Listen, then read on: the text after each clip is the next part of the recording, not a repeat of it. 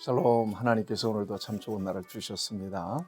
주 안에서 넘치는 은혜와 사랑을 여러분들에게 베풀어 주시길 바랍니다. 이제 내일 우리는 2021년을 보내게 됩니다. 그간 하나님께서 우리에게 베풀어 주신 은혜가 너무 큽니다. 어려운 시절이었으면 틀림이 없습니다. 그럼에도 여전히 우리의 믿음을 지켜낼 수 있었으며 여전히 예배할 수 있었습니다. 여전히 우리에게 주신 사명을 부족하나마 감당할 수가 있었습니다. 이제 새해에 하나님은 어떤 계획과 또 어떤 목적을 가지시고 우리를 인도하시고 이끌어 가실지 우리가 기대가 됩니다. 여러분, 하나님께서 더욱더 여러분에게 풍성한 은혜를 주시고 또 복을 주시고 넘치는 사랑을 공급해 주실 것을 믿습니다.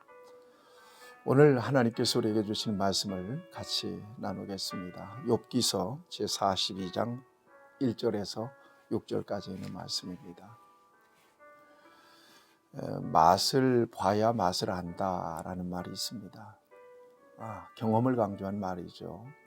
무엇에 대해서 지식적으로 아는 것과 경험하는 것은 전혀 다릅니다. 저 멀리 미국에 대해서 우리가 지식적으로 알고 공부해서 아는 것과 미국을 가서 미국을 경험한 것과는 전혀 다른 감동을 가질 수 있습니다. 사람도 마찬가지입니다. 어떤 사람에 대해서 그 사람은 어떤 사람이야, 표면적으로 그 누군가에 의해서 듣고 또 보고 아는 것과 또 그 사람을 직접 만나서 경험해 보는 것과는 전혀 다른 감동의 차이가 있을 수 있습니다. 신앙도 마찬가지입니다. 저는 평소에 지적인 동의는 신앙이 아니라고 늘 얘기합니다. 신앙은 경험하는 거예요. 하나님을 전인격적으로 만나는 것이거든요. 그 순간부터 신앙이 시작이 돼요. 여러분, 사도 바울이 예수님을 부활하신 예수님을 다메섹 도상에서 만나고 완전히 뒤집어지잖아요. 하나님은 그렇게 경험하는 거거든요. 우리 기독교 신앙과 신학의 기초를 놓았던 성 어거스틴도 역시 마찬가지입니다. 방탕하고 타락하던 시절에 그는 하나님을 몰랐습니다. 그런데 하나님을 경험하고 난 뒤에 그는 완전히 회심해서 하나님의 영광을 위해서 귀하게 쓰임받잖아요. 저와 여러분들도 마찬가지죠. 저는 중학교 2학년 때 하나님을 만났습니다. 그리고 하나님 아버지 또 하나님이 늘 나와 함께 계심을 느꼈죠. 그리고 여전히 오늘까지 이렇게 하나님을 섬기면서 내게 주신 사명을 감당하고 있습니다. 신앙은 경험이에요. 특별히 기독교 신앙은 경험이에요. 살아계신 하나님과 인격적인 만남, 이것은 가장 중요한 기독교 신앙의 출발이 되는 거죠. 그런 차원에서 이제 오늘 본문 말씀을 좀 보시면 참 좋겠습니다. 욥이 두 번째 하나님의 발언을 쭉 듣고 이제 욥이 대답합니다. 이제는 정말 하나님을 알겠어요. 하나님 앞에서 자신을 알겠어요. 이제는 하나님의 음성을 듣고 하나님을 경험하고 난 다음에 하나님 앞에서 그의 태도, 그의 고백이 전혀 달라지는 것을 볼 수가 있습니다. 1절 말씀을 보면 욥이 여호와께 대답하여 이르되, 지금까지 하나님 말씀을 우레소리에서 들려주신 하나님 말씀을 들었거든요. 자, 2절 말씀을 보면 주께서는 못하실 일이 없사오니, 주에 대한 고백입니다. 하나님은 전능하신 하나님이십니다. 무슨 계획이든지 못 이루실 것이 없는 줄을 아오니, 위대한 고백입니다. 하나님은 전능하셔서 못하실 것이 없고 못 이루실 것이 없습니다 라고 하는 고백을 드디어 하게 됩니다. 저와 여러분들도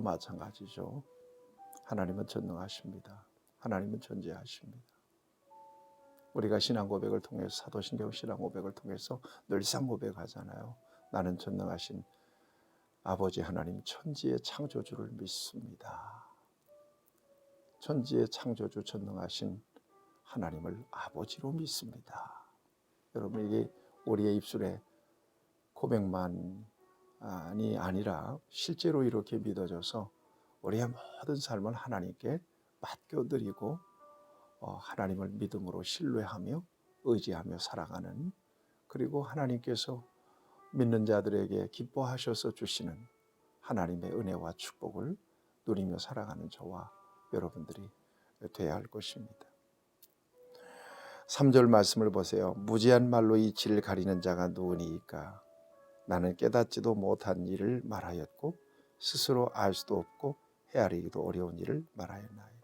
이제까지 하나님 앞에서 불평하며 불만하며 쏟아냈던 그 말이 얼마나 부끄러운지, 하나님 앞에서 그 어줍지 않은 자신의 의의와 또 자신의 그 공로와 자랑을 늘어놨던 것, 그리고 투정 부리고, 그리고 원망하고, 자신이 생일을 저주하고, 그리고 친구들의 말에 핏대를 세우고 했던 것들이 얼마나 부끄러운 일인지 하나님을 드디어 경험하니까 이게 얼마나 정말 어리석고 정말 창피한 일인지 드디어 하나님의 말씀을 듣고 그는 이렇게 시인하고 고백하게 되는 것입니다. 그러면서 5절 말씀입니다. 내가 주께 대하여 귀로 듣기만 하였사오나 이제는 눈으로 주를 배움나이다. 이게 신앙입니다. 이게 중요하죠. 예수님에 대한 정보는, 그리고 예수님에 대한 정보를 통해서 예수님에 대해서 아는 것은 그 신앙 아닙니다. 예수님을 직접 경험해야 합니다. 성령님의 감동을 직접 경험해야 합니다. 하나님의 전능하신 능력을 통해서 내 인생을 어떻게 관리하고 또 어떻게 컨트롤하고 계시는지, 이끄시기를 원하시는지를 경험하는 것이 진정한 신앙이죠. 사랑하는 여러분, 신앙생활이 왜 그렇게 뻑뻑하냐? 하나님을 분명히 경험한 자리는 있는데 그 하나님과의 관계가 잘 지켜지지, 충만하게 친밀하게 지켜지지 못할 때 신앙생활이 뻑뻑합니다. 아니면 내가 하나님 만난 줄 알았는데 어릴 때부터 그냥 상식적으로 하나님을 배우고 교회를 배우고 성경을 배우고 기독교 신앙에 대한 지식을 통해서 내가 진정으로 하나님을 믿는 것처럼 착각하고 왔을 수도 있습니다. 여러분, 플라시보라고 하는 말을 아시죠? 위약, 가짜 약입니다. 아마도 사탄은 이 플라시보를 통해서 우리로 평생 동안, 일생 동안 믿음이 없는데도 믿는 사람인 것처럼 착각하게 할 수 있어요. 여러분, 우리의 신앙을 좀 돌아볼 필요가 있습니다. 진정으로 하나님이 여러분들의 전부이십니까? 진정으로 예수님이 여러분들의 최고의 가치이십니까? 예수님 없이는 못 삽니까? 하나님 없이는 정말 못 삽니까? 모든 것이 은혜라고 고백할 수 있습니까? 여러분, 진정으로 이 근본적인 질문들을 저와 여러분들에게 던져서 진정으로 내 안에 주님이 계신지 안 계신지를 확인할 필요가 있습니다. 모든 일을 내가 결정합니까? 아니면 하나님과 상의하고 하나님께 주권을 맡겨드립니까? 우리 안에 우리 주님이 계신지 그렇지 않은지, 내가 정말 주님을 경험한 자로 살아가고 있는지, 아니면 예수님에 대해서, 하나님에 대해서, 성경에 대해서 아는 것을 믿음인 것처럼 착각하고 살아가고 있는지를 확인해 봐야 합니다. 그렇지 않으면 정말 밤새껏 울고 누가 죽었느냐고 물을 정도로 그렇게 정말 황망한 순간이 올 수도 있습니다.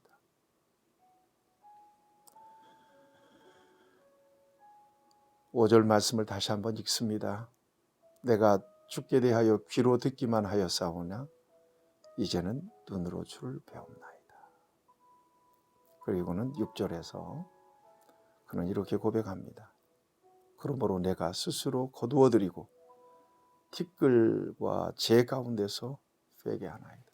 내가 스스로 거두어드리고 내가 한 말을 다 회수하겠습니다.